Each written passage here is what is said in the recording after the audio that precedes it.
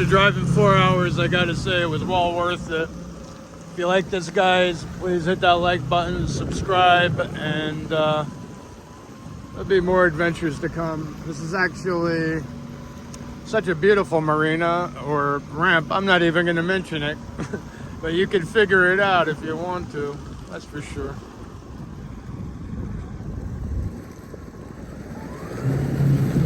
Well, beautiful day. But the tide is going out and I don't want to risk any problems. Hopefully I can get this out without damaging my wave runner more.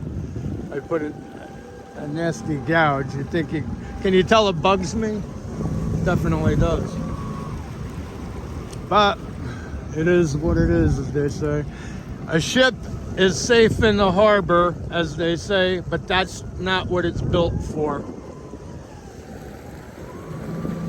You know, you don't want to look at it, you got to use it, and we're not taking it with us anyway. So, with that being said, there's my point of exit. All right, peace out, guys.